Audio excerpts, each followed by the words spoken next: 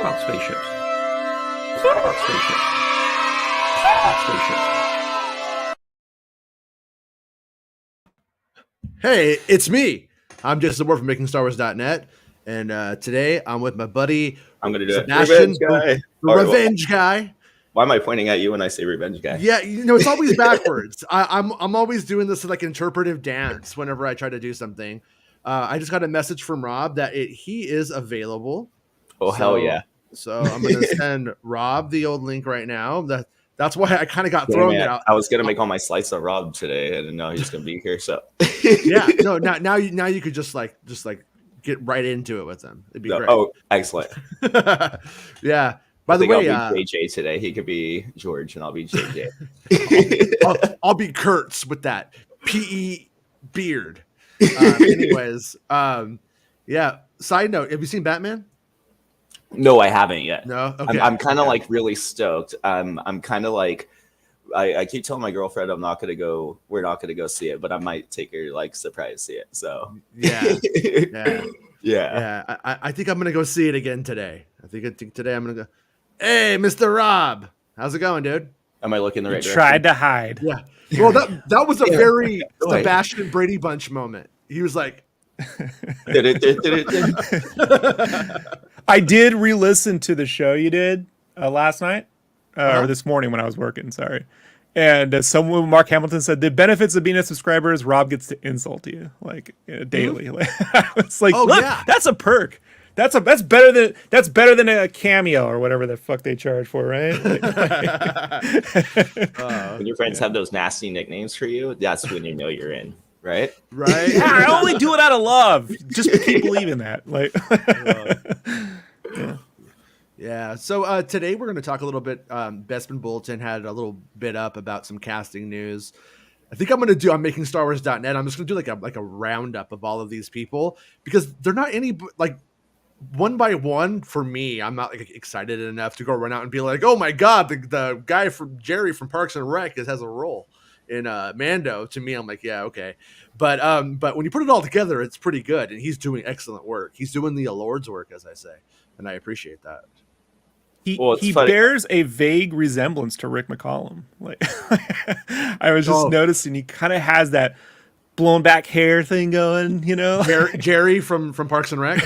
Yeah, he could play like a way older, but you know, like I want to hear a little bit. No. I'm sorry. I know you don't like being cut off too. I listen to you guys every day, so I'm like, okay, respect to Rob. Everyone's afraid of Rob. Everyone's afraid. I'm not afraid of Rob. He'll get you. Rob. Not of these ears. Trust me, it's not worth it. No, but I'm excited to hear a little bit more about this. But when it comes to casting, it could be anywhere from this large character like, Carl Weathers, or it could be somebody that just pops in for a second, like Stapler guy from Office Space. You know what I mean? Yeah. So, like, who knows all the way, right? Yeah, and Jerry's very much a Stapler guy. I mean, when you get down to it, it's like that kind, probably, most likely. Anyways. He'll be at a bar or something. He'll be selling desk sticks. There you go. Desk sticks, yeah. Well, okay, so I just want him to be I want him to corner the market on secondhand Space Lizard. You know what I mean? Like, they legalized Space Lizard in the new Republic, and he's cornering the market before. So illegal lizard shop. Yeah. Bespin's story today is Fiona Shaw is playing a pilot in Andor with a question mark, and if you don't know, that's Harry Potter's asshole aunt.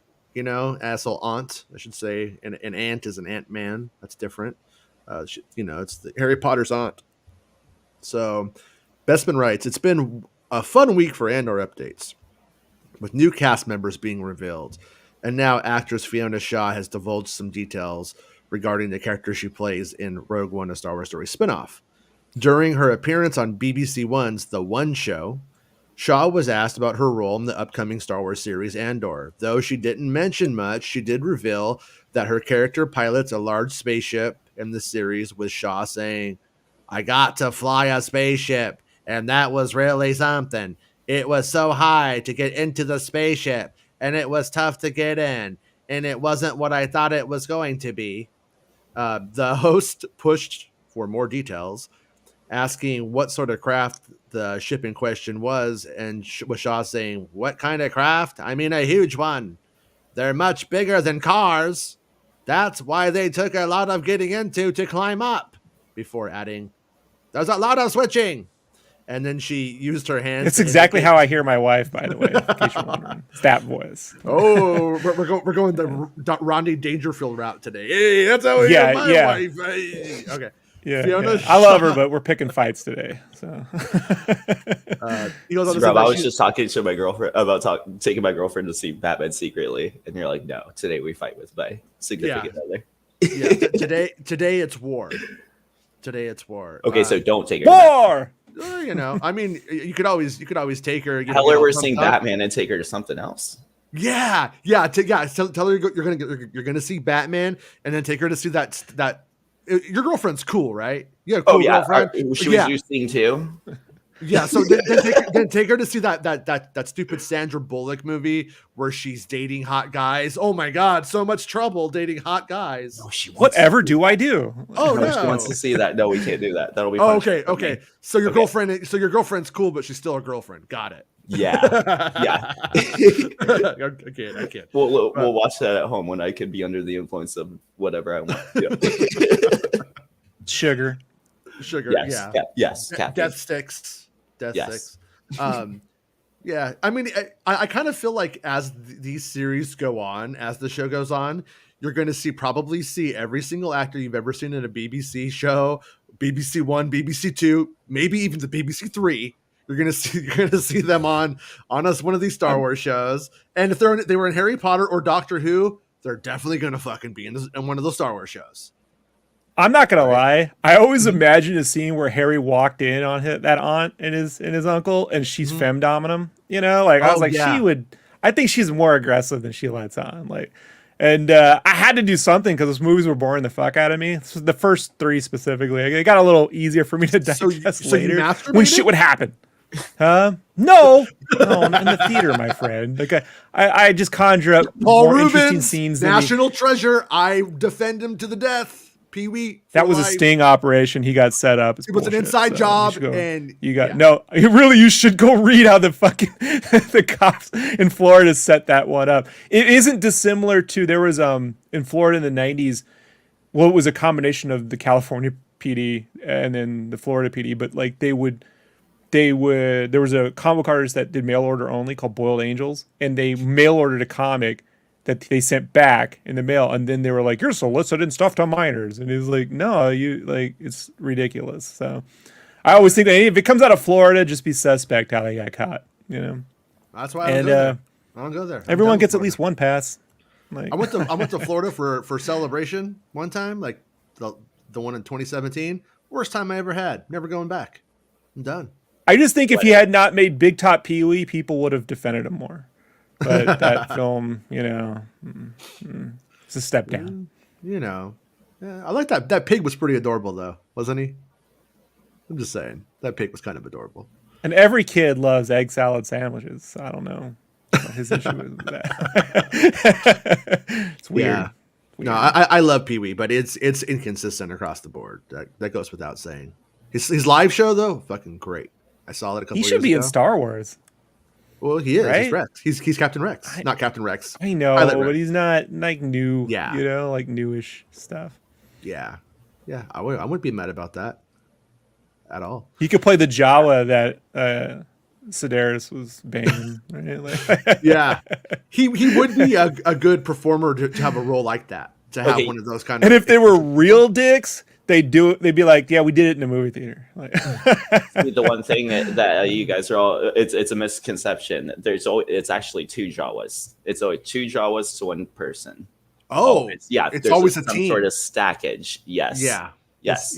Yes, Doug. I'm aware he's Rex. I'm aware, but the same way that Matt Berry is a robot, but Matt Berry to me will always be Dash Rendar. So like I want Matt Berry as Dash Rendar. That's the version of Solo I want to see. Just a real overconfident schlub, who can't do jack shit but is willing to take more punishment than anyone the Star Wars universe. Huh? You're talking about me? Yes. Now, yes. Yeah, I did the math. It checks out. Okay. So we're getting a lot of casting info for Andor recently. Like, Yeah, I think because there's been like this Dirge. You know Dirge, remember him? There's been this Dirge, greatest character ever. Well, I won't say anything. I liked it. No.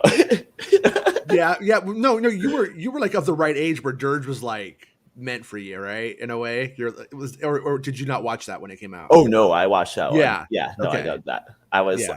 there for the disappointment when I sat there on a Saturday night or something, and then I was like, I'm gonna watch a Star Wars cartoon, and it was like 2 minutes or something, and then Yeah. Dexter's Laboratory came on. The only time in my life I was disappointed to see another cartoon. He wasn't even a great Samurai Jack villain.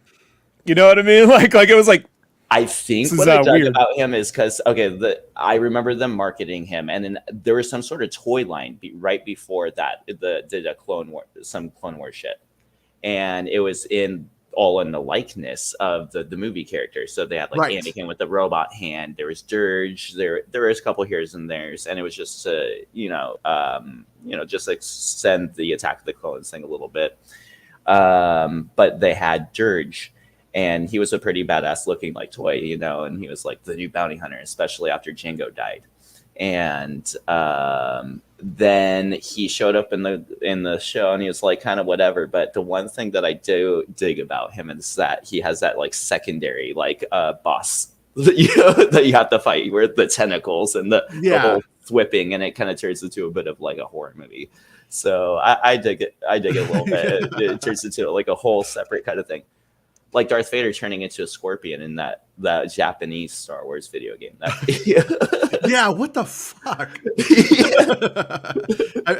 Was that the Empire Strikes Back Japanese game, or was it just Star Wars? I can't remember now. No, it's Star Wars. It It's is funny Wars, too because it's like the first chapter in your like Luke Skywalker. You have your saber, and then you're on Tatooine, and you fight Darth Vader in a The NES or one. something. Yeah, the one that was exclusive to Japan. Yes. Yeah. Why? Emulation has done you has shown you doors that should never have been opened. You know? I'm all for the liberties in the Super Star Wars series because to me they all fit as if they were a toy line. I like that over the top gamey stuff. The ones in the NES game were like, hey, what leftover sprites do we have from that project? It's basically like Star Wars Eclipse if it were an NES game. What leftover shit we got that we could cram in here and make a Star Wars game out of it? Yeah, we got a scorpion. Yeah, Vader, he stings, What a weird sounding thing. I was listening to you guys the other day talk about Star Wars Eclipse, and the one thing that kept coming to mind is like, okay, so we were talking, or you guys were talking about, but now I'm talking about it, so now we're talking about it. But there was that whole conversation about, like, they kind of announced this thing to lure people in and get jobs, create some sort of buzz. But at the same time, didn't they also need the sign off of Disney or Lucasfilm to initially release that trailer at all? So isn't that a bit of a no on them first for not knowing that Quantic Dreams is not prepared for this project? Yeah. Yeah, but hey, Quantic Dreams, do you want to do Star Wars? Yes, we're ready to go. Do you want to look into that? Yeah, the question that I actually that I had as I was like going through that content is, did Lucasfilm know their intention, or did they have that trailer made up? Lucasfilm was like, "Oh, the trailer's good, yeah." Like, because I mean, the trailer, if it gets you excited, it definitely gets them excited too. Yeah, they may not have known what the company's ulterior motives were. I'm not saying that they did or they didn't. I don't know. Yeah, but that is so. But what I am saying is, if they did know, then that's a dick move on their part too. If they didn't know, then I would imagine they would be mad and more willing to pull the game from them. It was a trippy thing too. I think I was sitting there one night. I had some pizza and I was drunk on the couch. And I think I was watching the Game Awards. I was stoked. I got the house alone to myself, so I was like, oh, I'm going to watch. I too watched the Game Awards.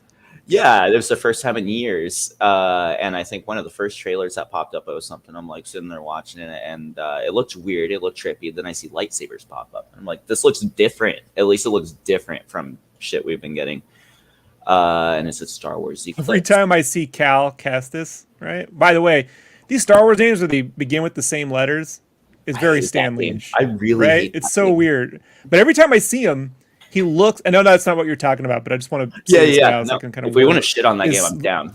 Every I time hate I see, I like the Jedi Fallen Order games, but with Cal, every time I see him, I'm like, this just looks like live action Team America. His face, like if you'd made those dolls living, like he has this weird. Look, I'm not saying anyone agree with me. I'm telling you what I see, and I like Team America, but I don't want you know when someone does the realistic Beavis and Butthead. Like if they were like realistic Team America, that's the dude, and I Or, can't like, the not realistic, see it now. Yeah, so I'm like, if they just let me make my own Ithorian or Star Wars creature or person, I would be way more into this series. You know? Darth Vader. Sorry, I just had a Matt Damon Darth Vader one time. It was in my head.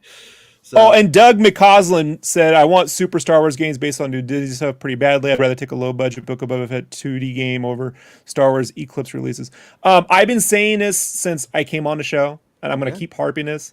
The Super Star Wars series should be a series that transcends, like Lego Star Wars. It should be for every one of their things. I should be able to get a Mandalorian Super Star Wars, a Book of Boba Fett Super Star Wars, a fucking... And let them do that pixel 2D awesome designs and get, you know, was it Demu or the cats are putting together the Turtles game or any of these badass pixel fucking groups, you know? I mean, we got a pixel game that me and a group, Berserk Boy, that we're releasing this year.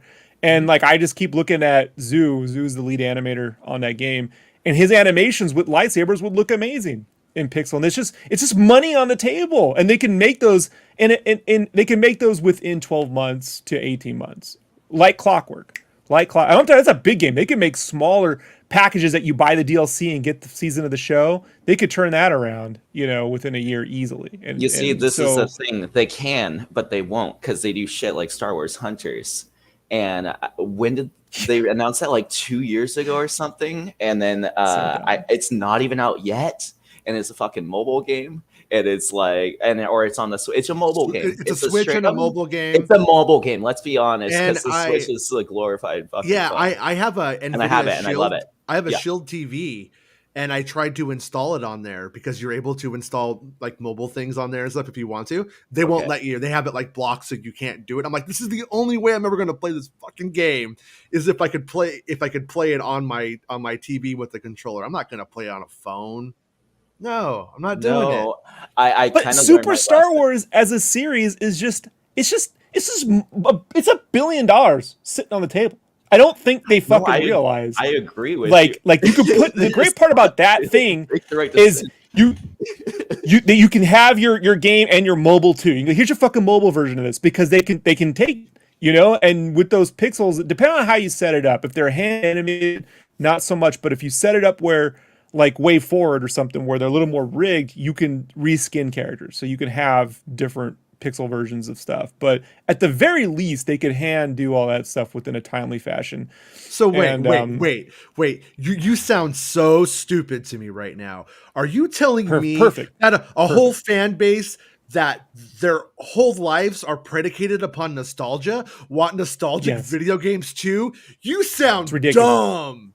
I am totally dumb. Real now. I concur. Let's add another pinball level instead.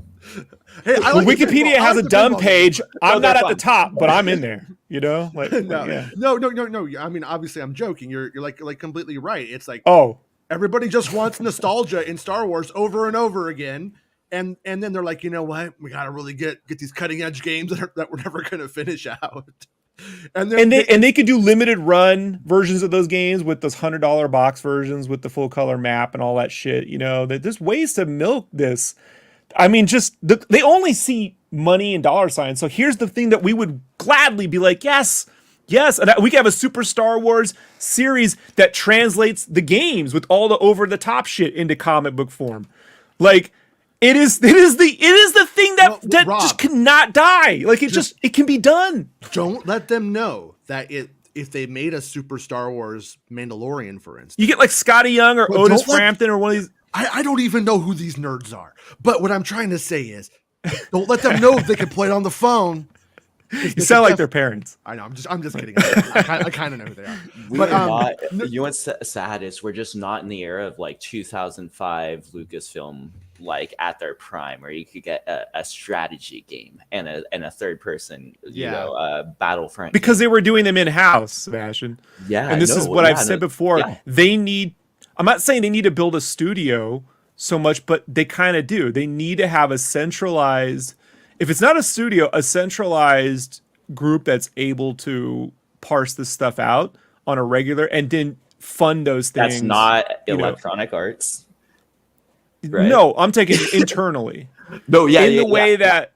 So like I worked for a studio that was managing other IP for a big studio and producing content for that IP, and they did that for them across the globe. Like managing all those different things, and that I can't give. I'd get more into specifics I could, but I'm bound by NDAs. It's nothing you guys know that I've worked on. It's other stuff, but it is for major shit. And like this is not unheard of within the gaming industry. But they have to do it because if they don't fund these projects, they won't get made. Because when you're leaving a AAA studio to conjure up the next fucking thing, they're just going to look at, whoa, the Fortnite made them. We'll make our own Fortnite, but with less fun and no money. And you know what? We'll make it limited. I could see somewhere on an idea board, Hunters was like the GameCube with multiplayer thing in their mind. Like that was sort of an arcadey thing. But really, it's a fucking mobile game. And the fan base for Star Wars... The only thing that they're playing on mobile is Fortnite with Star Wars skins. They're not playing these fucking things.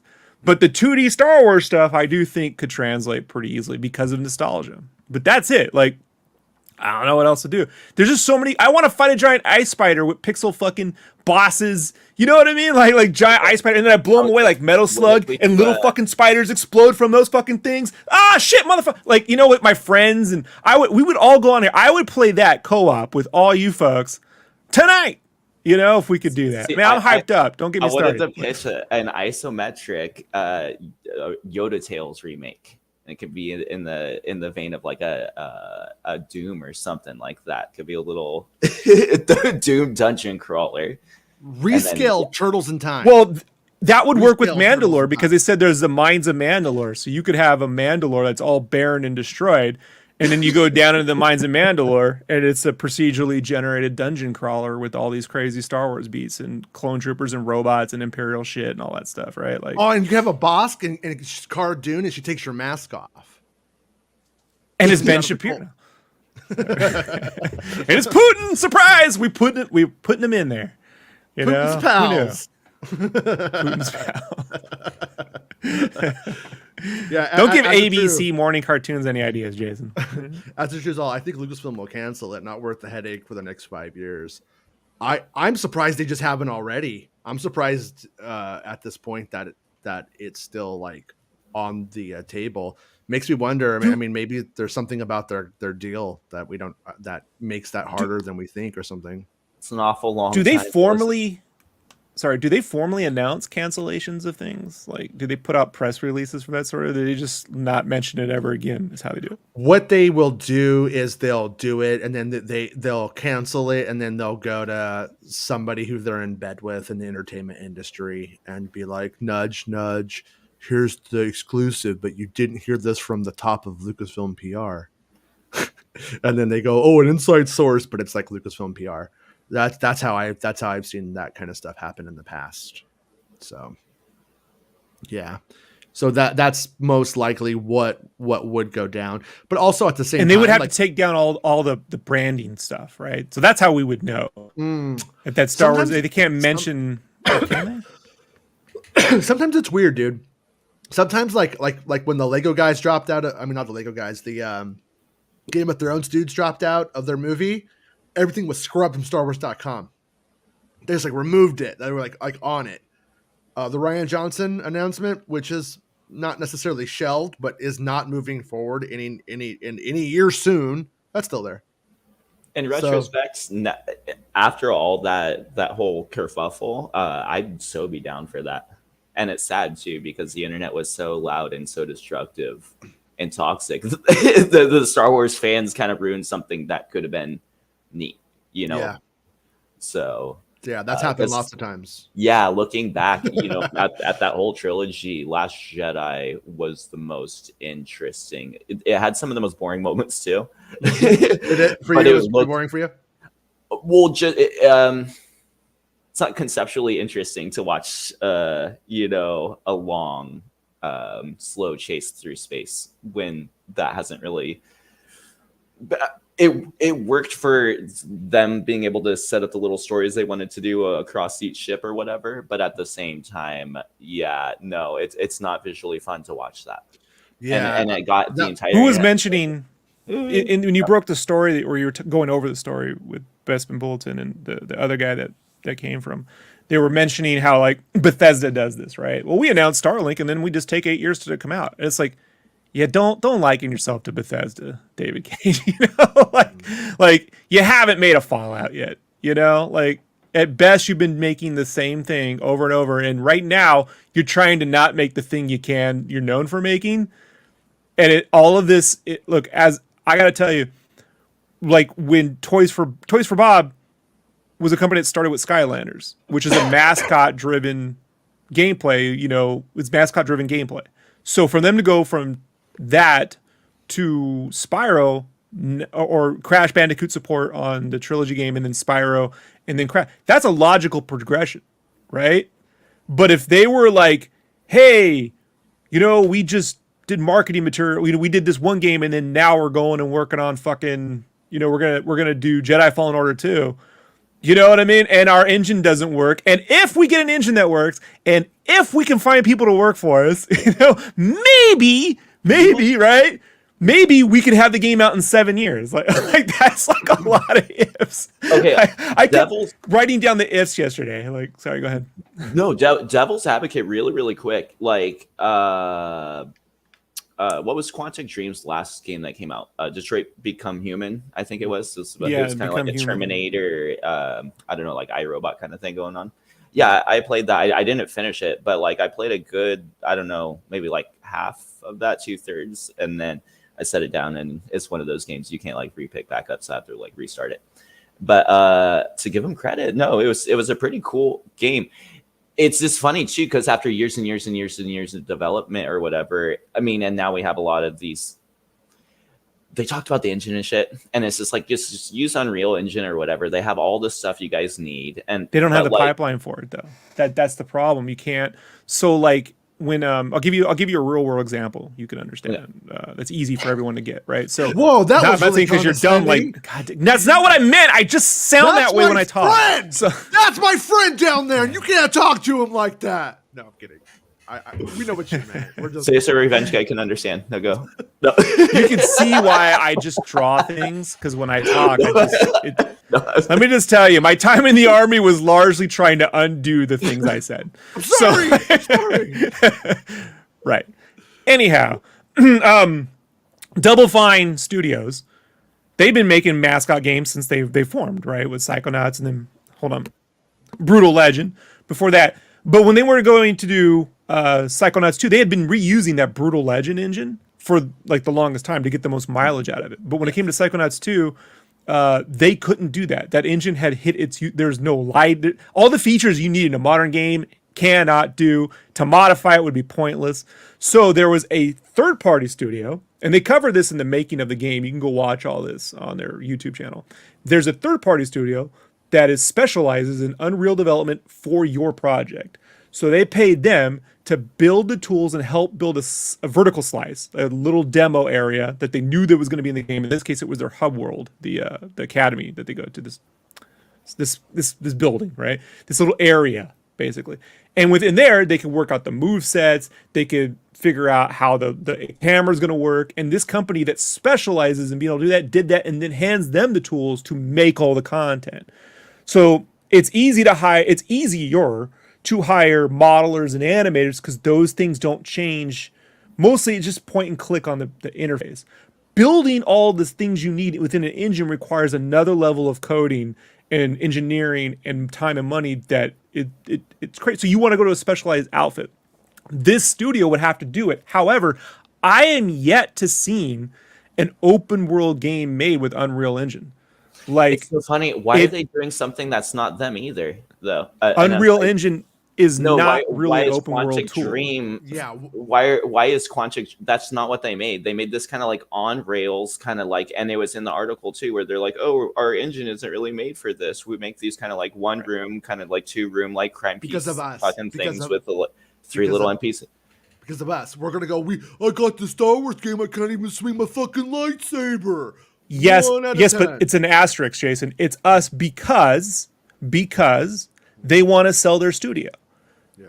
They want to sell their studio, and if they're saying, "Hey, we have the license and the go, and the first, we want to do a sort of open world-ish game using the things we already know," that's an easier sell to get some VC or someone on board. That's the only logical thing, than it is not wise. 'cause That's not your shit. nobody else is making point and click adventures that look realistic like them. Telltale went under. All these things went under, right? Point and click adventure games are my jam.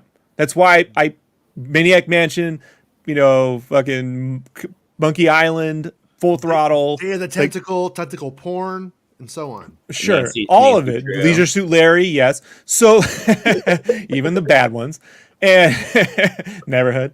Anyhow, but they're notoriously difficult to. You don't get replay value out of them. Once you figure out the puzzles, they kind of go down. So you need to do them at a budget, And like Double Fine made Broken Age, they kickstarted that, which I backed, and they have a making of Broken Age. And Tim gets into the problem with like even QA testing point and click adventure games is tough because you have to refresh that QA base because playing the same puzzles over and over again, those people go nuts. In an open world QA game, it's fun to find the breaks to explore. Because as a QA person, you're running around, you're also exploring. How can I do this? How can I do that? When it's a super linear, you're like, is there any other way to break this? They go crazy, And it's hard to also get feedback on could the puzzle be funner. It's so difficult. So I think with the Quantic Dream games, they were less puzzle based and more like choice based, right? In a way. Yeah. But this is this seems to me people moving beyond their scope reach, like No, 100%. This was like, yeah. And to claim, well, it's an industry practice. I'm like, rarely a successful industry tactic. It's really for the people that have a few $1 billion to burn tactic. Who Like was it at Rockstar EA? can do it. There's another one. The guys at EA, they're the only successful ones. The dudes that did Apex, they came out with Jedi Fallen Order. Is it Respawn? I think. Yeah, it's Respawn Entertainment. Yeah, they're able to make some other they're able to make all kinds of other little side thingies that aren't always the flavor of Titanfall, which is really neat. So like they're kind of like one in but it's still an action-based game with realistic textures. Okay, so just think about that. They proved that with 2 Titanfall games, right? So to go into, hey, we have an initial, and you can listen to the creation of this. There's a podcast that Ted Price does, the former founder of Insomniac, IDGA or something like that podcast. But he does it with one of the lead designers on Jedi Fallen Order. And this initially Jedi Fallen Order was a tech demo for their own thing. But they were like, this is very Star Warsy. Showed it to EA because EA has a first look at anything they do. And they're like, hey, what if this was a Star Wars? They're like, we were thinking the same thing. I don't think that was coincidence. If I wanted to make a Star Wars game, if you tell them we want to make one, they'll say no. But if you show them something and then they go, this would make a Star Wars game, you go, the heck Yes. you say. Yes. The trick to getting what you want creatively is to get other people to arrive at the solution that you're pushing. You go, do you think this could be a toy? And but if you say I want to do a toy, this could be my toy, they'll never listen to you. Like you have to allow them to reach it's like Daffy Duck and Porky Pig. You got to let Daffy Duck come to the fucking realization what Porky Pig had figured out 2 minutes ago.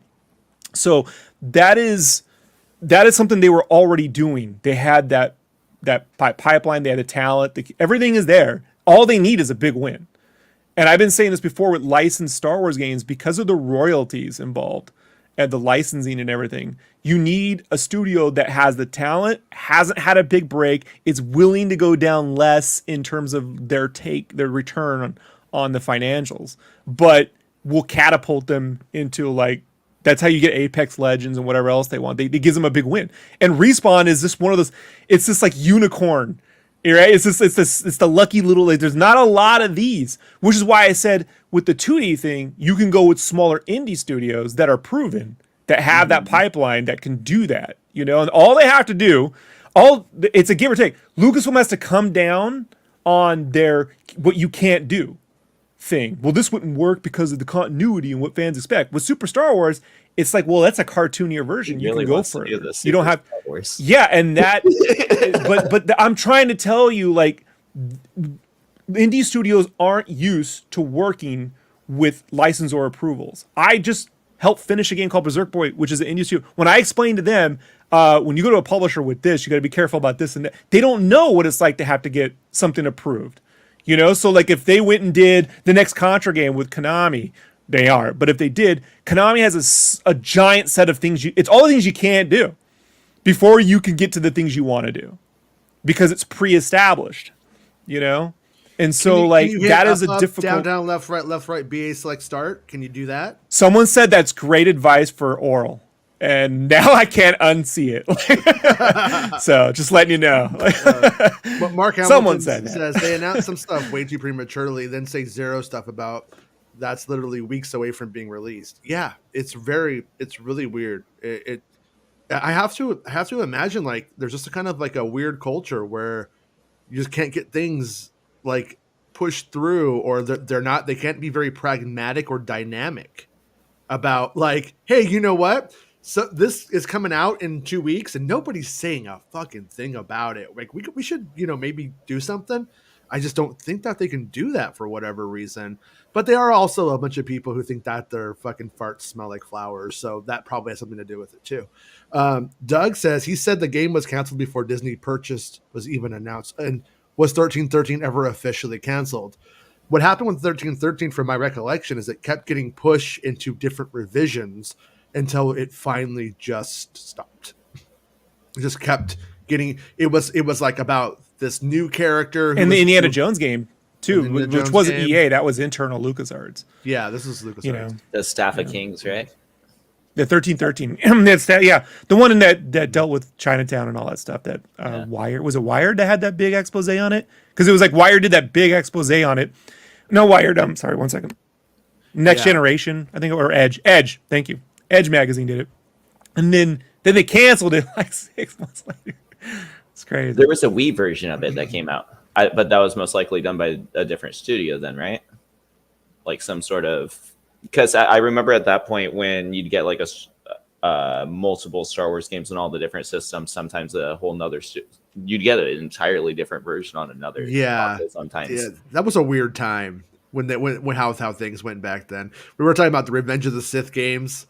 They were just like all completely different ones and stuff back in the GBA one was fantastic. Yeah, you like that one, right? That's the version of Revenge of the Sith I'm willing to endure. Is that? As the truth says, as the truth says that Quantic Dream are working on 3 games at the same time with only a couple hundred people, 2 of them not announced. So that sounds like we're gonna get a great Star Wars game when all of this keeps on. What are you doing? Right. It's sounding real positive. And Dell says he's back. We can start the predictions. Okay. All right, Dell. Since Dell is like, oh, and hey, Star Wars Santa's here. And wait. What a Mark Hamilton exclusive. Hail Satan. He got his Walmart delivery of exclusively crushed vintage collection figures yesterday. Carded figures set in bubble mailers, kicked, dunked, and stomped on with the love of the Walmart distribution center. Hey, you got an authentic Walmart experience. That happens to my soul every time I walk into one. So the opening to Ace Ventura. It's the opening to Ace Ventura. My favorite opening of a movie ever. Like, yeah. It's my favorite thing is when that dude from Ghostbusters Afterlife goes into a Walmart and there's nobody there and it looks so peaceful until the dog shows up. I've never been in a Walmart that looked like that. I know. I told you I thought he was there to get rubbers.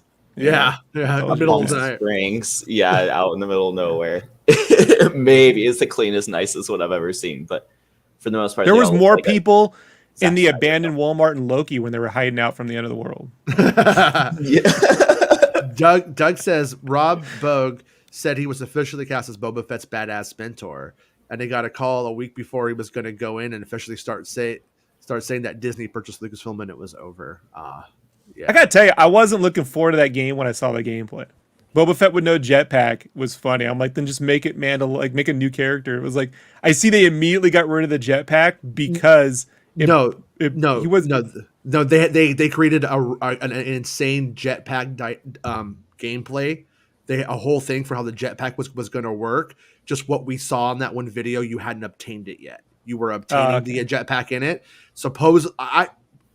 One of those things where it was fantastic. I don't know if it really was, but they said I've heard this before. They said they had this, yeah, right. But they said that they created this gameplay for the jetpack that was fucking brilliant. And the people who were leaking to Kotaku and stuff like that about what was going on were the people who were saying it, and that's usually the people who, in that instance, have some. You remember a game called Dark Sky? Came around 2010, 2011. Is that the one from Capcom? No. Yeah, Bear McCreary did the soundtrack to it. Right, it's got a good score, but it's like a Rocketeer, Mando, Boba Fettish. If you just reskin him with Boba Fett, I feel like it probably would have been around there, which wasn't a bad game. It wasn't. I don't think it was like marketed correctly or something. I don't know what happened because it had a stupid fucking name called Dark Sky. Remember that game Haze? It was like that. Like great, fucking who cares? Can't wait to play Haze.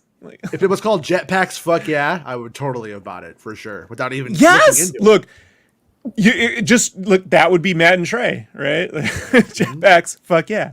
So you're thinking like 2000s Xbox. They were thinking like 360 Xbox. So that's we need to go back to the early Xbox with the Rock. That's what everybody needs. The mindset we need to have. Okay.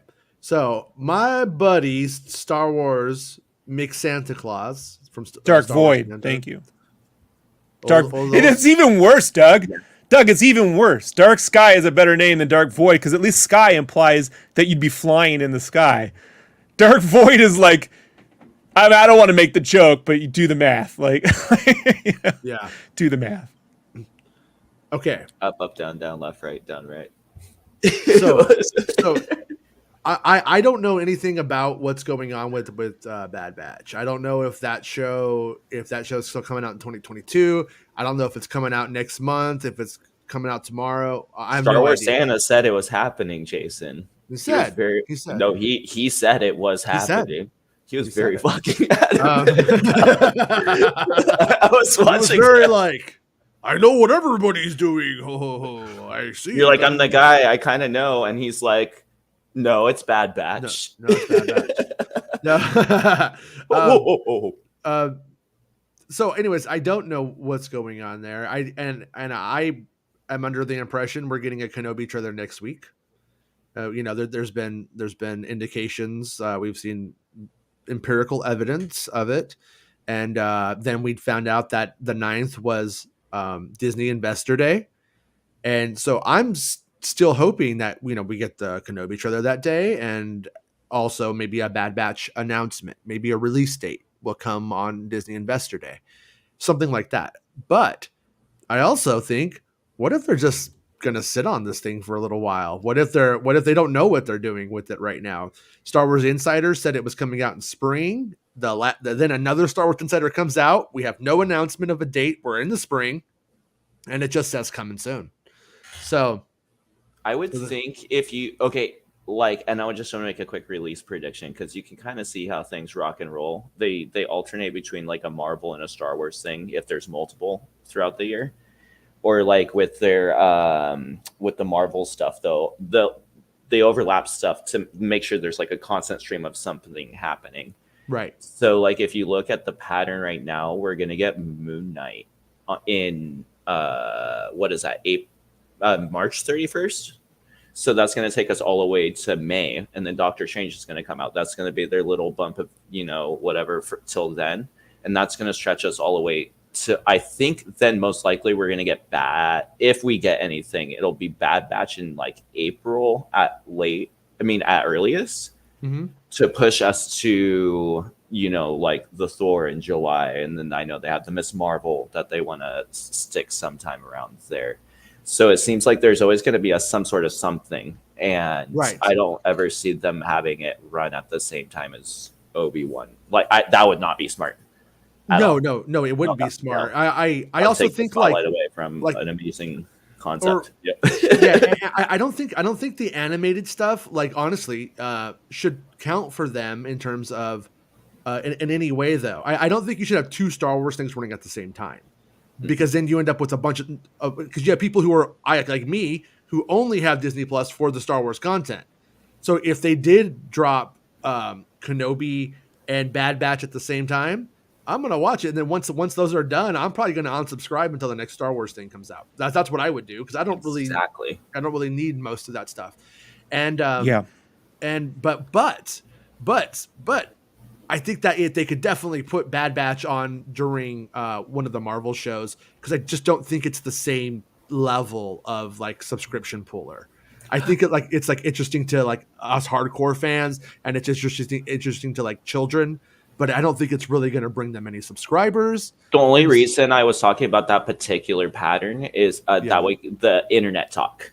That they have the internet talk. You have one show basically that comes out from the Marvel or the Star Wars at a time, and then that's the and they're going to hashtag Star Wars in those conversations. And so, like, to hashtag Star Wars across 2 different shows going on concurrently at the same time, it's ridiculous. Yeah. No, you only want to be hearing about, especially who's in this. I mean, and how long people have been asking for this since I think Disney was purchased, and it's been like rumored online, and you just can't hear the fans shut the hell up about it. You know what I mean? So like, it's finally fucking here. You better give this thing the spotlight. Why mar that at all with the Bad Batch, which I don't even know. I don't think that took off so hot the first time around anyway. So, all right. So our name is Jason Santa's little baby boy Ward. That's our name for this one. So if we I was gonna say, I was going to. Part of me is like, this is probably far away. I hope I'm wrong, but this trailer may not come out forever. I mean, we may be 3 months away from the trailer for all we have no idea at this point, because it hasn't happened. So I think it's kind of fun though to go with it, because with there being no indication of it, when it finally does happen, and we did it so far in advance, if we get any of it right, it's kind of funny. I'm sorry, you have to change something really quick. It's Santa's Whittle baby boy. Oh, Whittle. Yeah, Whittle with the W. Whittle. Yeah, it's gonna distract you the whole time. Yeah, there we go. That's what my wife calls my. Never mind. Unfair to Santa. Okay, now I can listen. All right. All right. Now we can take this seriously. Now we can take it seriously. That we're a Will baby boy. The minute I'm on the show, serious goes out the door. I mean, we're talking about unless that I'm angry. Season 2 trailer, Jason. Let's do it. Okay, predictions. Okay. Predictions. I'm ready. Will there even be a trailer? Let's go. Go down the list. Do you guys think a trailer before March 15th? No. Rob? March 15th? Yeah. About 11 days. This is a good one. Oh, this is a good one. Because of Disney Plus Day. I mean, Disney Investor Day. Yeah. No. You do Obi, and then you just maybe drop the announcement date, and you can let fans talk about that for weeks, because they will. Yeah, I think you to take away from Obi-Wan at all. Yeah. Obi-Wan will just overshadow it. It'll be like some local band opening up for like Metallica or something. Nobody's gonna fucking talk about the little local band opening up for Metallica. Like, you know what I mean? That's some metal festival. It's also they need content for celebration, and that's perfect celebration style content. Yes, right. So that's true. That is their audience. That's for the Thursday crowd. Yeah. Oh my God! Did you see what they're doing with the Big Batch? You'll see it. Big Batch. That's what I want. The Big Batch. But, yeah. All right. So trailer release is between March 15th and April 1st. So we're gonna say no, because we're going celebration. So we're going after April 1st. Oh God. So we just Seems got very like Boom, boom, boom. All right. Santa. Okay, Santa. You can't have them all tie together into 3 questions. You know, He's like Santa- Double check the questions because I feel like they're all just gonna loop back around to it releasing March 9th. I'm more critical of the way Santa conjures up these questions than I am of the content. Like, It's very So, biased. I mean, if we want to play odds, we just say yes to all of them because then we get 1 out of 3 right. This other way, we could get all. We could really just not. that's Star how Wars I ended up Eclipse. with the D. I'm going to hell. My already freshman year in high school, Jason. Oh, Like, okay. don't do that. You know. Okay. Yeah. All right. So at the end of Bad Batch, we get this. I don't think it was a post-credit scene. Was it a post-credit scene? But it was like we see Mount Tantus, which is the Imperial or the Emperor's storehouse. It's where, you know, he's growing all kinds of Sith dicks and stuff that he may need if I guess one gets cut off. And It's a Zillo Beast. It's a Zillo cloning, Beast. Zillo Beast, cloning Yeah. Obi-Wan Kenobi's, all kinds of weird stuff's going on in there.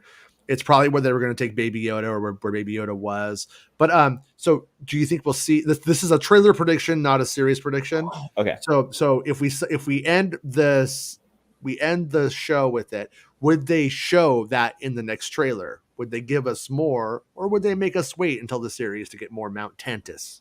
Tantalizing. If it's gonna be in the series, like in the season, yes, that way.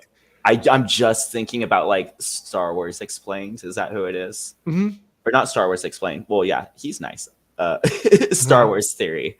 Star Wars Theory. I'm just thinking about when they release the trailer, what's going to give him videos and videos and videos to talk about. So if the, like, you know what I mean? So all the little shots in that little animated trailer, I'm just thinking to the YouTube audience, you know what I mean? That's what I used to do. They just show the fucking mountain. And then, of course, like, we're going to do that later anyways. But at the same time, that's the way I'm thinking. So I'm like, okay, stuff that's going to show up is going to be the shit that, like, they want fans just, like, chew on and talk about. And what can make, All right. that's my instinct. I'm gonna go with. I guess we'll go with yes then. I don't. On that one, I really don't know what they would do. I do agree though that does offer viral opportunities in a weird way, and they would do it even though that's not in their best interest. Because I do feel like whenever they like do this stuff, they end up setting up the thing where people go, "We want heir to the empire," but you're not doing that. So you end up actually like. You have the facade that you're giving the people what they want, but you're also facilitating not giving the people what they want. Do you think, and then this might be a question, but do you think that Mount Tantus is like mildly alluding to like a Thrawn appearance, since like this is kind of like a little prequel Rebels? I don't, because I don't think that he was truly connected to it. I didn't read the books either. Yeah, from memory, he's in the same book. But it's kind of a side thing, you know what I mean? Then they end up kind of teaming up together, and that's like the connection with what's his name, Sabaoth, Black Sabaoth. Oh, the original books. The original books. Yeah. I dig those ones. Sabaoth and Sabaoth and Lu'ut. Yeah. Me and Mark Hamilton started a Star Wars metal band called Black Sabaoth. Yeah, nobody know. He doesn't know that yet, but we did. Yeah, we're like pretty good too, I think. I'm trademarking the Lu'uk. The use. I want that for something. Sounds like a console. Yeah. Or some sort of GoFundMe console that's gonna crash and fail. The Lu'uk.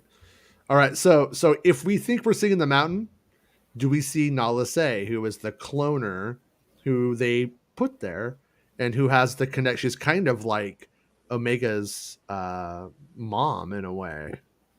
You know, she was kind of the mother figure to her.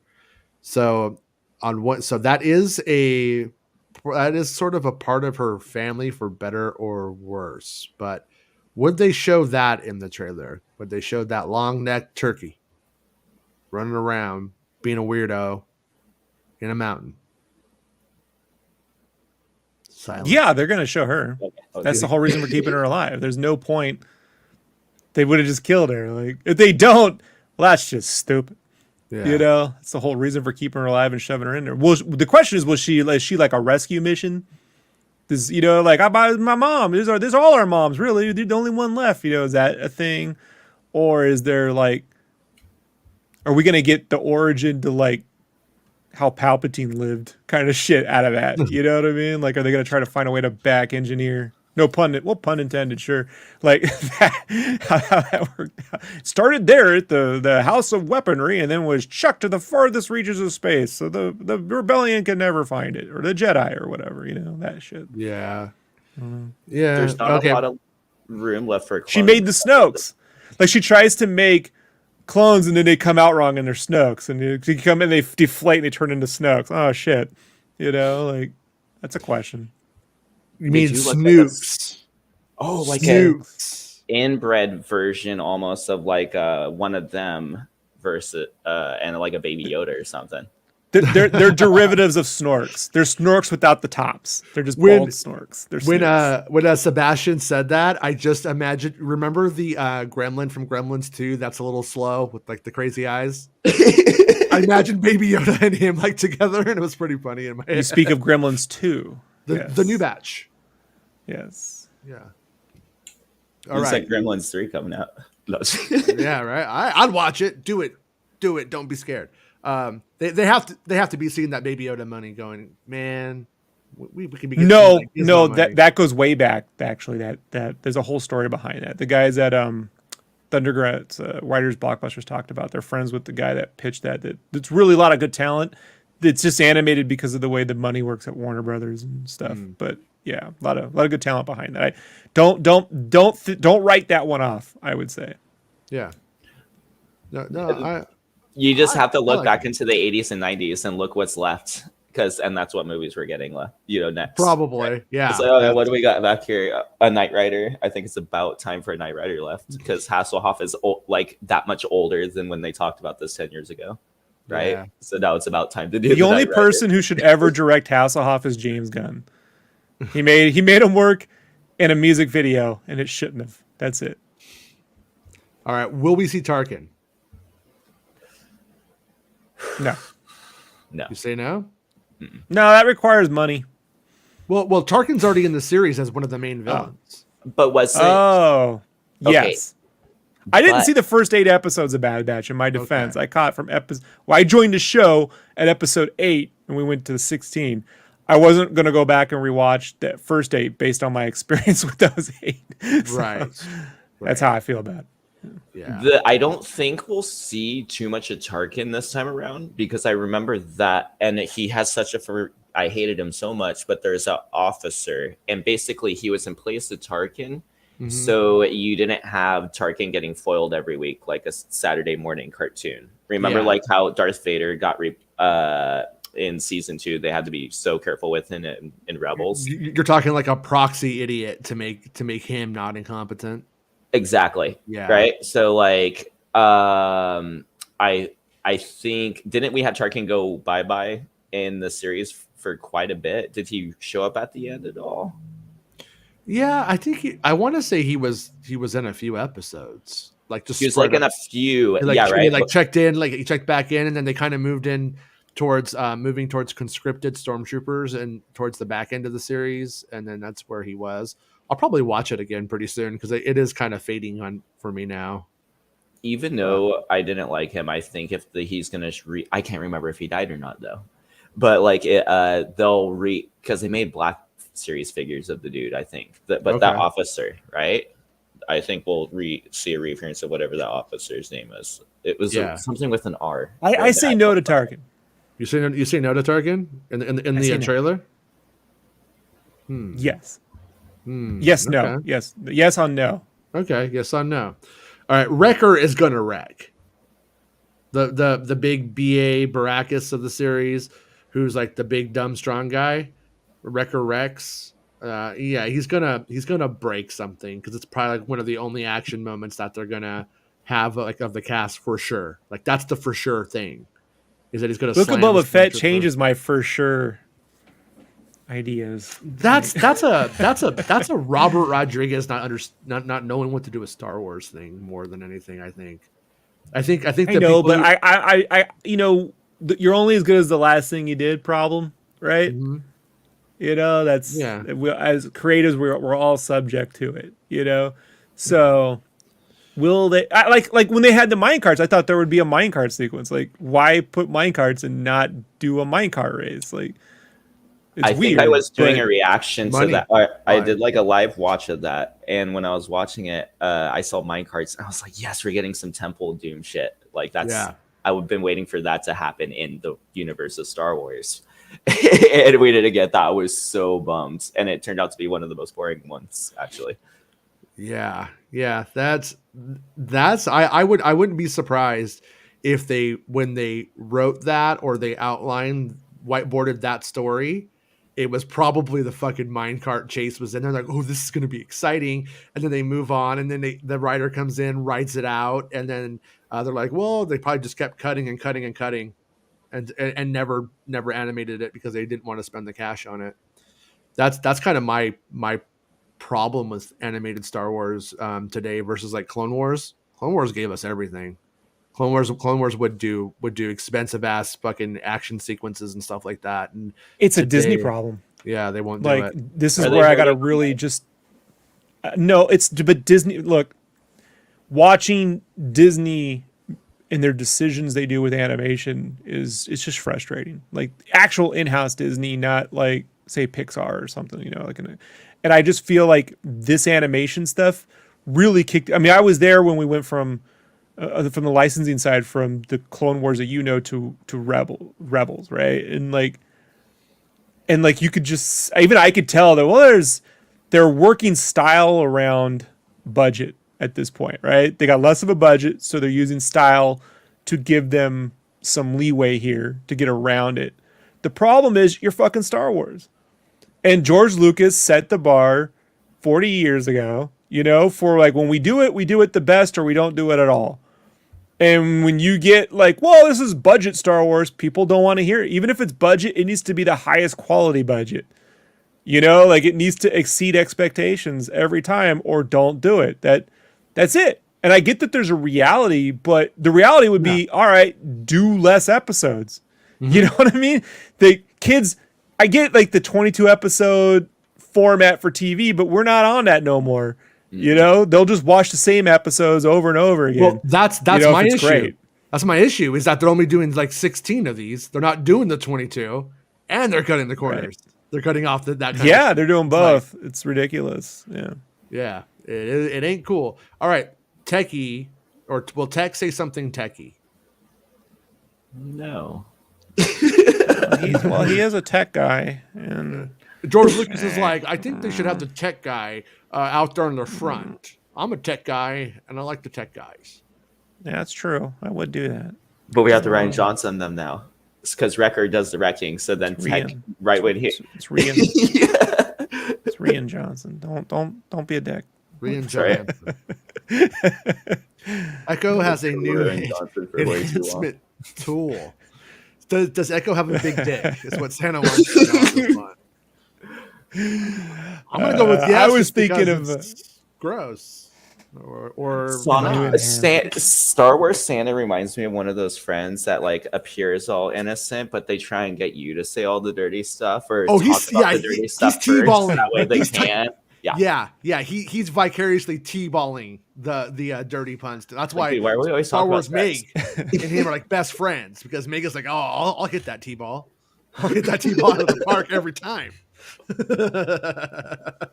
Wait till they find out what ho ho ho it really means. I heard he became a Santa just so he could say ho a bunch.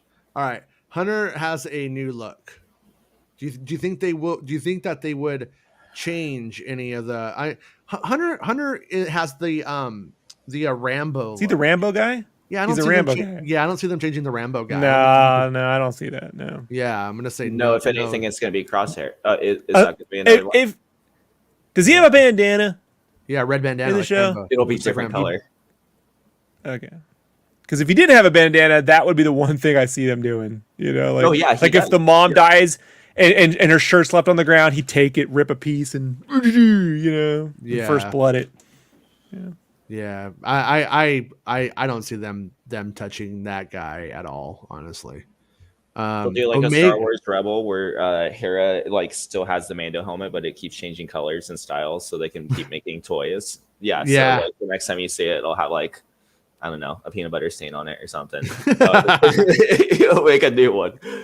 Now we're called Peanut Butter Squad. Omega has a new look, hair, or outfit. So looking back at things, classically they would do about 2 seasons before they would do a refresh of the main characters, and with the Filoni way of doing things. But that's when they used to aim for like 5 seasons. You know, they were aiming for like 5 seasons back then. And then we had Resistance. They just went with like the 2 seasons. There was like they didn't really try to take that one very far past. Yeah, you were telling me that you were on the Resistance train. Yeah, I like Star Wars Resistance. Yeah. I think because because everybody was telling me that I wasn't supposed to. I'm like, I'm gonna like this. I'm gonna like this. You're not gonna tell me what to do. And then I sat down and watched it. That's why I made episode 2. That's why. You know, I totally agree with this. You thought Phantom Menace was bad? Hold my beer. You got it. That's what I do. Yeah. I watched it. I watched all of it, and honestly, I didn't have like a problem with it, but I don't actually remember it. I remember it for being a kid's show. It had some cute little moral lessons. You know, they had the thing about forgiveness or whatever. So if you're gonna like plop your kid in front of a Star Wars something, but at the same time, like I don't know, they were dynamic enough, or like they had interesting enough stories as like a Star Wars fan to sit there for 20 minutes or whatever, you know, to just, you know, just watch it once or whatever. I might go back to it now, actually. It's got a stupid name that no one fucking wants to remember because it's generic as fuck. Resistance. Because they're doing this. Well, okay, if they... this is where they really screwed up, is because I always... When they announced Star Wars Resistance, I thought it was going to be like a Star Wars Rebels set in between kind of episodes 6 and 7, in the sense of like you're going to get to see like the birth of the Resist. They're going to do all that story stuff, but in animation. And I was so down for that show because you can do all the characters, and especially, you know, you can do so much in the Rise of the First Order, and you can have animated Snoke. You can make all those figures too, you know, in the animated styles or whatever. So like I was so down for that. And then when I heard that's what the show was going to be, then the name didn't match. It didn't have that same ring. But I thought if the show was going to be more of a Clone Wars, a Rebels kind of thing, a broader thing, then I was so down for that. Yeah, it's not a name 7-year-olds can roll off the tongue at the toy aisle. Resistance! I want the resistance! And it's not, you know, Clone Wars, Bad Batch, Rebels, you know, resistance. Like it's not. Have you been to a Target? There is no toy aisle anymore for Star Wars. If my kids were like that, I would definitely beat them. There was in 2012, but Bobby Moynihan was what was that, Orca? It was great. He was good. I hope they keep the Moynihan in Star Wars. He deserves more, I think. And the Phazon. What was it? Like I get the name Droid Story because a kid can say it. Yeah. Like these names have to be something that kids go like. Resistance sounds like resistance when they slur the, you know, they got the little lift. On this one, I think you're reaching on this one. I don't think kids are doing that. My kids didn't have a problem saying it. I'm gonna play devil's advocate on that one. Yeah, but your kids have an educated parent. Let me tell you about my friends. Like,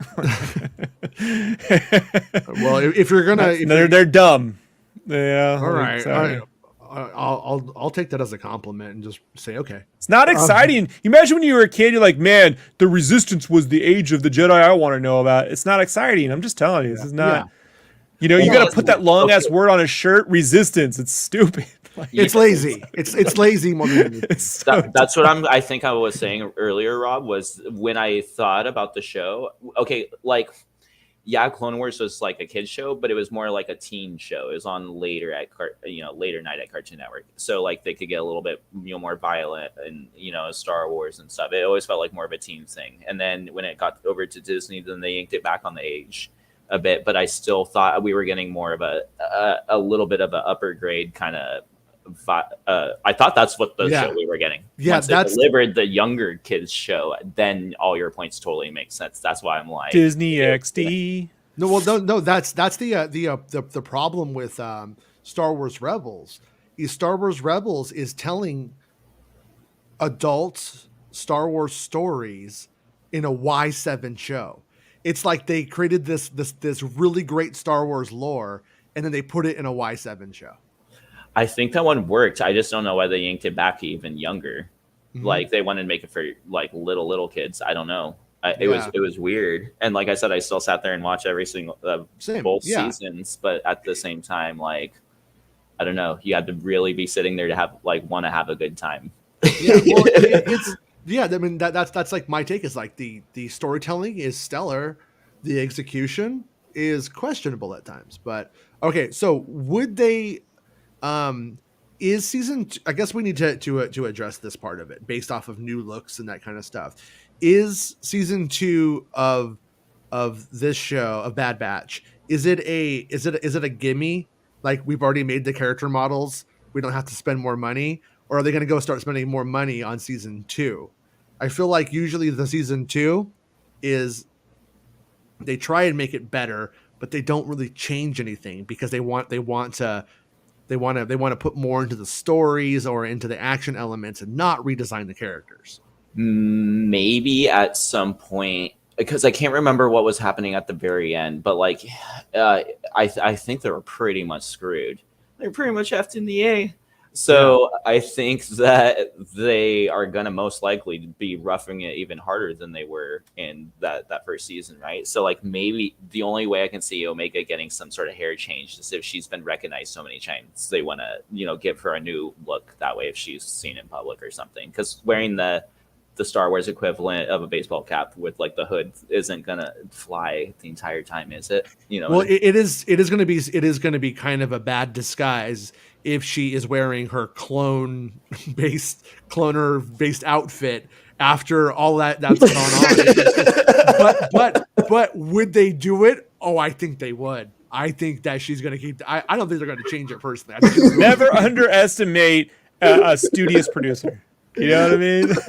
Oh yeah, bean counting is something they win awards for. Trust me. Yeah. So trying to work with what Star Wars Santa gave us. Yeah. All right. Will we see Crosshair? I think we'll see them all. Right. Of the main Bad Batch guys, I think we'll see them. Yeah, we'll see them all. Yeah. And then Sid is in the trailer. Sid is the bartender played by what's his name? Rhea Perlman. And she was in several episodes. She's a character who you would think would come back, but I also wouldn't say that it's necessarily a given that she comes back based on where they may go next. So is she the Trandoshan bartender, right? Yeah. She's a great character, or the bar owner or whatever. Yeah. She's the one who's like basically though, but her function in the series was as they need work. She's the one who's continually hiring them. She's their what's his name? Grief Karga to Mando. She is that for the Bad Batch. So if the show maintains any kind of formulaic nature from the first season, we definitely end up with that possibility. But if they move in the story into something else, there's not a lot of reason for her to be there unless she just joins them on their adventures now. It's a part of every episode, which I kind of don't see happening because you already have a bunch of people in the Bad Batch. Kind of have a whole thing set up with the A team. You don't really need the A team with a bartender in the A team van, but it doesn't mean they wouldn't do it. So the question is, would they, if she is in it, do they want you to remember season 1 and that character you liked? So let's show her in a funny line. So that, it's a prediction. So I can even see her doing some sort of trailer narration a little bit too, depending on it. It just depends on what they pull it from too. Is she in the first episode and she says, sends them off on some sort of thing and gives them some sort of warning of something, and I can hear that kind of be halfway narrated over the trailer or whatever during some dangerous, cuts, so I don't know. I can kind of see it. Yeah. But she may not be in the season at all. I don't know. Let's just go with yes. Why not? Will we see Ord Mantell? I'm gonna say no. Which one was that? Was that the one they were all chilling on? It's like yeah, it's like that. Ord Like Mantell. It's the one from Shadows of the Empire where It's you're like on the the- train, right? Well, You have the yeah. train mission. I fucking hate that mission. Yeah, for all we know, it's in Kenobi. And I want too. that train Okay, mission. fine. I fucking hate it. Yes. We see the Havoc Marauder. I don't even remember what that is right now. Is that yes? Yes, that's the name of their. We're just That's- yes. Oh, it's their the ship. name of the ship. It's I their think ship. so. Oh, I don't okay. know. Fair enough. Yeah, It's what we call Marsha around the office. Just so you know. Like, I think we'll get more right if we go fast and loose with this. Probably. Like flipping up a coin. faster, more intense. Will we see? Yes. We see Gonki.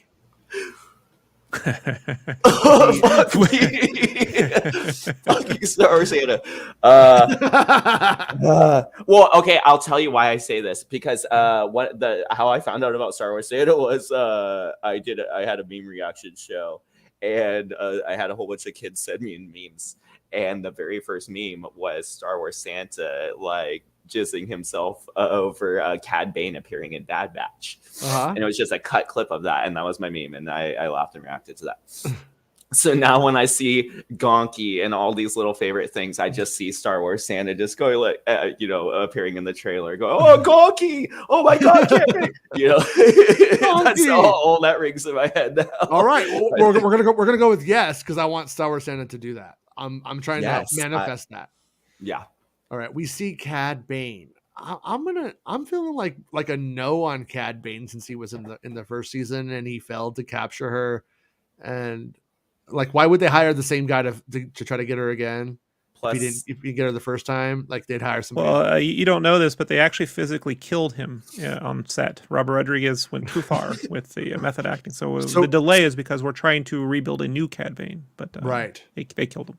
I heard they like killed him, and then Jon Favreau went to the animation studio and literally erased him with an eraser and said no, and now they can. This is telephone. It's more of a weird science situation. They brought the Cad Bane from the cartoon to real life. Mm-hmm. That Cad Bane's dead. Ergo, the animated Cad Bane is gone from the system because we weird scienced it. So. And for some reason, Favreau and Filoni had bras on their heads. But when they did it, for some reason, there's a whole scene with Cat in the shower. It's the silhouette of Jon Favreau and Filoni in the shower with Cad Bane. All right. Do we see Fennec Shand? I hope not. I'm fucking tired of Fennec Shand right now. I'm over her. Yo, man, I'm gonna be honest, dude. Mm-hmm. Unless they get a director and a writer that is like fucking Fennec Shand's my fucking dream character, they could just retire that shit. Yeah, you know. Yeah. So we see a Force user and or lightsaber ignited. Yes, but you don't see who it is. All right, I'll go with that. The answer should be no. I agree. I don't think so, but I do. Okay. But I am thinking of like I said, I am thinking of like what would get the internet going, because then you can have them analyzing the hilts. Oh, whose hilt is this? Is this Quinlan Voss's hilt? Is this, I want to see him appear, by the way. That would be rad. So I'm going to write in the write-in, Omega says, friends, because she says it every fucking time they can. But if anybody else has a better idea, I will. With a W, friends. No. Okay.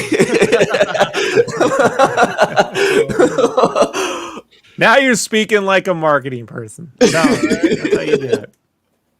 Yeah, that's how you do it. All right, like, you know what? I don't know about this. I'm just submitting it. We predicted.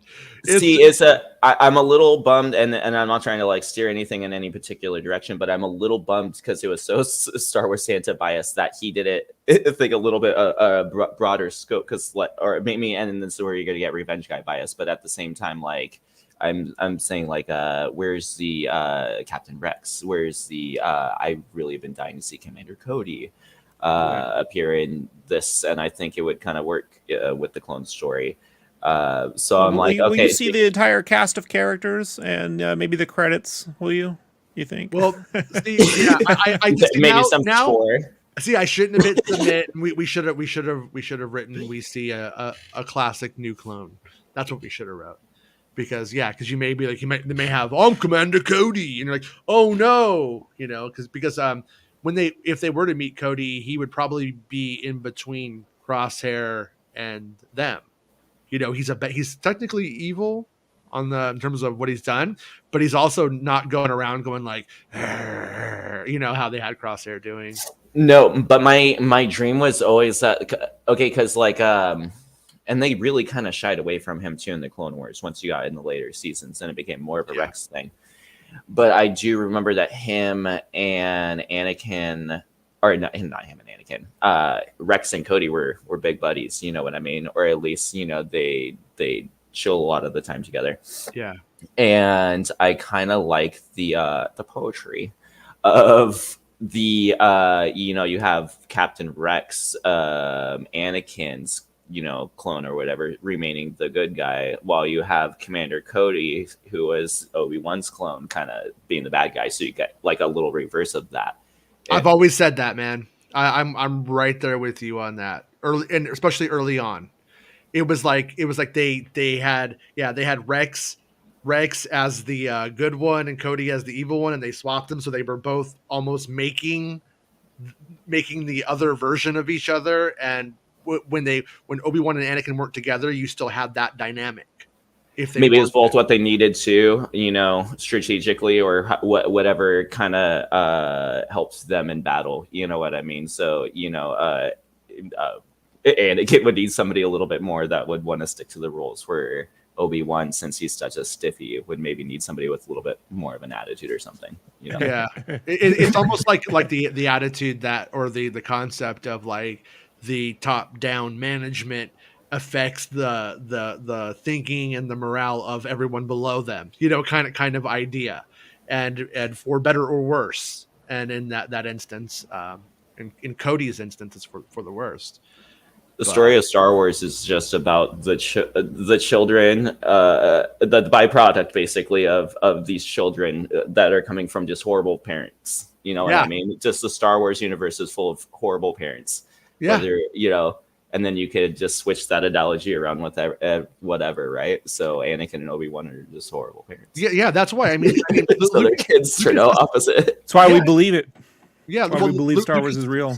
It's always said that, like, it's always about the new generation fixing the sins of the past generation, and that's why I knew when we got to Episode 7, I was like, Han, Luke, and Leia are gonna have to have failed in some place, or this doesn't need to happen. If they were, the failure should have been never telling anybody that she and Luke were related to Vader. Mm-hmm. That is the best fucking idea they've ever put out of this new shit. It is the secret. Look, we just saw the Batman. It is the secret that could undo everything. They could have won. It could have been all smiles and roses. But when you find out it was built they just couldn't tell the truth that, by the way, we're Vader's kids. You built our paradise, and you're the son and daughter of the most ruthless motherfucker we've ever known. That would do it. Yeah. Well, it's so shitty too, because I think they even they did that, but it was in a book. It was in like some Force Awakens prequel novel. What was it? Was it Bloodlines? Yep. Yeah. But that should have been the basis for the whole cataclysm that like the catalyst for the whole shebang. I mean, you could have opened up the 7th movie with Lucas. Here's our Jedi. We're great. Everyone's great. Yay! It's fucking Jedi Plus Day. And then R2 bombshell. At least spits out the message or whatever. How he does. It'll loop. Or the kid finds out and Ben Solo tells the whole galaxy. Well, what if you found out your grandfather was fucking?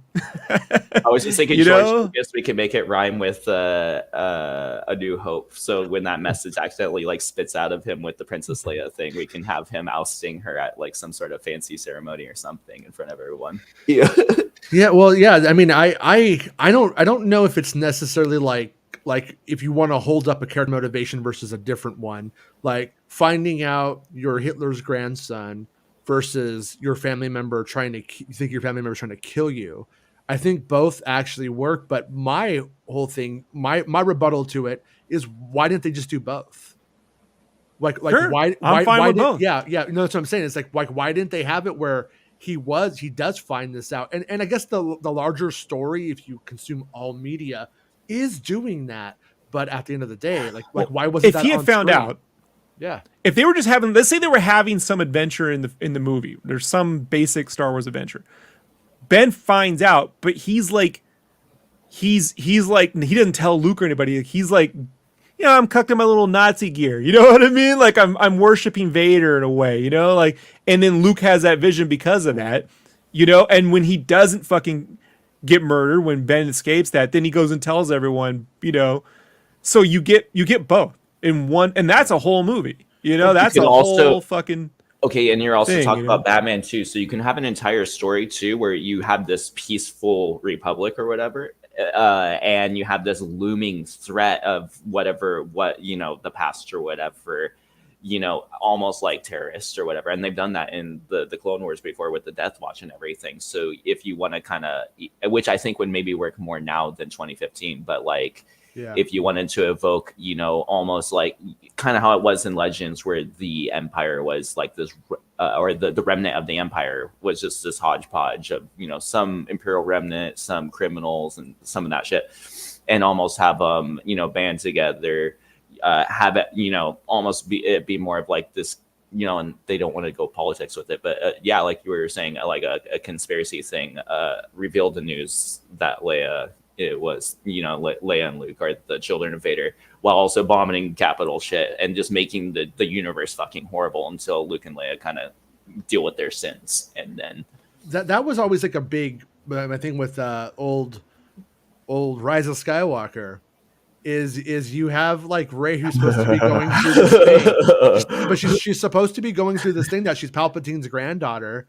And like Palpatine's kind of like, oh, look, isn't it cute that you're this and that you're that? But they don't have they don't have like a real conversation because about that. That's what Rey and Kylo, that they should have had a really, really powerful conversation about that. And it, because she is sort of has this perspective throughout it that it doesn't matter. It doesn't matter. It doesn't, like, you don't. Why did you kill your dad? I don't get why you killed your dad, and I don't get like who cares about your past? Who cares? And then he's saying let the past die and all this shit, and it's like she never puts that back at him. They never have the conversation where she never sees. It doesn't matter that Kylo is Darth Vader's grandson, or Darth Vader's grandson. That doesn't matter. So it doesn't matter for me. Like, that is never articulated between the characters or to one another, and it's such a good conversation, and it's such a powerful moment, especially when Ben starts to really come back, when he starts to acknowledge who he is. It had that scene happen before that moment, it would have and had he actually acknowledged that it doesn't matter that she is Palpatine's granddaughter, therefore it doesn't matter I am Darth Vader's grandson, all of that stuff would have really I think made their turns and where it went when they start kissing at towards the back end, like, it'll make a little bit more sense, other than just Shakespeare. Just the fact that she liked his fucking, his big old titties when he had him out in Last Jedi. Why is it anytime they try to evoke George Lucas, it's always the worst of George Lucas? Yeah, because it's fun. Yeah, no, I think that's when you get the most creative shit too, because like you get the Vespas, and I kind of dig the Vespas. You know what I mean? Because it's like George Lucas. At least it's something new and weird. You know what I mean? I dig the Vespas too. I love them. They were my ideas. I love them. They're coming. We're doing a whole Vespa series. Is that you, Dave? It's going to be called Vespa. It's going to be called Vespa. They come from a planet called Vespin Bulletin. They come from Vespa. It's Vespa. It's all the Vespa. All the best is made there. Best. Yes. BEST, like Ahmed -SPA. It's they have the best spas and Vespas. There. That's what we do. It's world building, y'all. Tell us when we're doing Kenobi trailer predictions. Didn't we already did that? We did the Star Wars Santa one already. We did that one a couple days ago. We predict sand and slow moving shit. I want I want that. I want the energy, but they're gonna go with the. Do you see any variant of the trailer being clips and snippets from previous Obi-Wan footage? You know, previous It's Obi-Wan possible. from before you get to see the meat of the thing. Like they take up like a good 30 fucking seconds of the trailer with like, yeah. You're gonna get a minute 20. The only way I want that is if they spoofed or homaged the special edition trailer where there was like a little CRT and they're like they got a little DVD player like remember the 2000 Obi-Wan. That's the only way I'll accept that. Yes. Yeah. But like I've been. It just starts. But from my point of view, the Jedi are evil. Uh-oh. It's back. I hate you. Yes, that's what you do. Okay, you do the Force Awakens trailers where there'd be some sort of line before you get so it'd be a black screen or whatever, right? Yeah. And you just hear like, I hate you. And then it's Obi-Wan waking up in his cave from a nightmare or whatever, because he has to deal with all the PTSD from the Clone Wars. So it turns out it's the whole thing is the Obi-Wan Kenobi story done in troop style. So we have like a cell phone video of Anakin going, I hate you. And then we have some stormtroopers going, we have a domestic disturbance on Mustafar. They're going to Hayden Christensen didn't shave his mustache for the scenes. So when they show the cell phone footage, his lips are floating. Look, can HBO Max take a little bit of money and just fucking mocap his face, deep fake his face? They got the deep fake dudes. Can we just fix that now? Like, ridiculous. Well, isn't that the neat thing about like okay, so if you bought that DVD, it's not in the Snyder cut, so it's fixed. Sorry.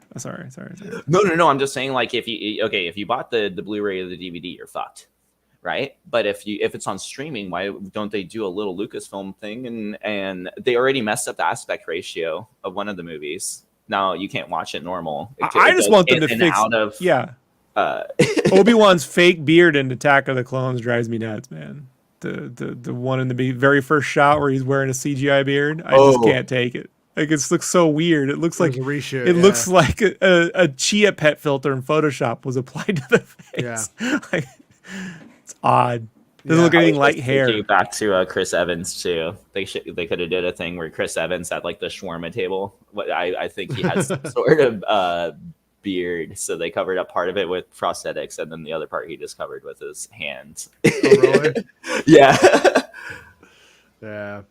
All right. Well, I think we did it. I think it's time for the weekend, and it's time to get lazy, unless you got work to do over the weekend, in which case likes to be you. But I'm talking to you, Bren. I'm talking to you. It's true. Yeah. It sucks to be Rob. If you like waking up at 4 a.m. every day and drawing 7 days a week, welcome to this humble abode. Yeah. We'll say I had a person today, really quick, I had a person today who saw my background on a meeting, and they're like, is that from the 70s? I'm like, yes. Like, sure. Yeah. Canonically, yes. The house was bought in 71. So they had never heard of Married with Children because they're young. Like, okay, I had a math teacher who used Married with Children to teach us about inflation and about why Al Bundy could afford the house and why it was actually realistic. Yeah, it's kind of fun. Yeah, that's what happened. Yeah, but yeah. So, anyways, thanks for hanging out with us today, Sebastian. Always good, dude. No, it's been a blast. And hit me up when you're on the old Fortnite, and I'll definitely jump on with you because I'm looking forward to it. Don't bother me when you're playing Fortnite. Yeah. Rob's gonna play with us. He's gonna get super hooked on it. It's gonna. God, why? Oh God! Shoot me now. He's gonna lose his jobs, his wife, because he's gonna get like all into it. He's just gonna like, this is all I want to do. It's finish the battle pass. Oh, right. It controls your life. Okay, Rob, let me ask you one question though. Because like this, there is always like that one. What's the one character that if they put it in Fortnite, then you play. So what's the one character that hasn't been added? Like, okay, I don't think you understand this, Sebastian. There are other people playing this game, right? Like in real life. Yeah, that's what I want to stay the fuck away from. Right. I play video games the to get away from people, right? Right. There is no character, right? And there's nothing that can be added. The whole basis of the game is that you have to play with other people. I don't want people. I don't want talking to people. I don't want people near me. I play games and I create and draw to get away from folks. Like, What if it's You just know my personal space. Not even Gary Coleman. If you could be Gary Coleman in game. not even if Gary Coleman was a corpse who came up in a Thriller outfit. You know what I mean? And dance, would I fucking that's bother the with answer I it? would Oh, go for, at fuck least. you, man. That's a great idea. That's the best. You would not play that game if you were zombie No. Gary Coleman in a Thriller outfit. If it's a multiplayer game, not a chance in hell. The only multiplayer game I'm willing to play is Super Star Wars, Mandalorian. All that shit. That's the only like Castle Crashers. That I would do, All right. but can't do it. We tried. We were tried. hoping you were to say like Frankenstein, and I was gonna be like, I'm an unreasonable person. Frank is in there. I got the. Oh, that's who I play as. Once I saw they did the black and white fucking like film flickering, grade yeah. shit, I was like, that's so cool. Yeah. I love that shit. Yeah, I'm almost always Frankenstein. I can relate to Got him. the mummy too. I have the mummy. Okay. I got the That's mummy. what we'll do. Yep. Yep. Okay, you got suckered too. But yeah, but we'll be back on Monday, and we will talk. If anything breaks or anything happens, any news or whatever, I'll come back on. And otherwise, we'll be back on Monday at 11 a.m. Pacific Standard Time. Kind of doing. Hopefully, we get more information on that trailer, and hopefully there's more to talk about. I got some scoops in the pipeline. Trying to like space it out a little bit here, but maybe we'll do one on Monday. I'm not sure. Depends on what the week looks like. Because on one hand, if the trailer comes out this week, it would be kind of wise to wait until then and then to start getting into it. Right. Bad Batch trailer. I don't know. I'm not holding my breath. I'm not holding my breath. Oh, May 4th. It said on the tweet. Yeah, they said on the tweet. On the tweeter. Yeah. Yeah, maybe I'll get in trouble for each day, Rob. I'll get all the coal. All right, everybody. I tried. Yeah, I tried. You do. You try. Okay, we'll be back on Monday. Thanks to everyone who's a channel member. Thanks to everyone who likes the video for sticking around, talking about video games and esoteric cartoons today. So I know that everybody just wants Kenobi stuff, but we do whatever we want. We don't really care. We just do what we want. But anyways, we'll see you guys later. Bye. It's not about spaceships.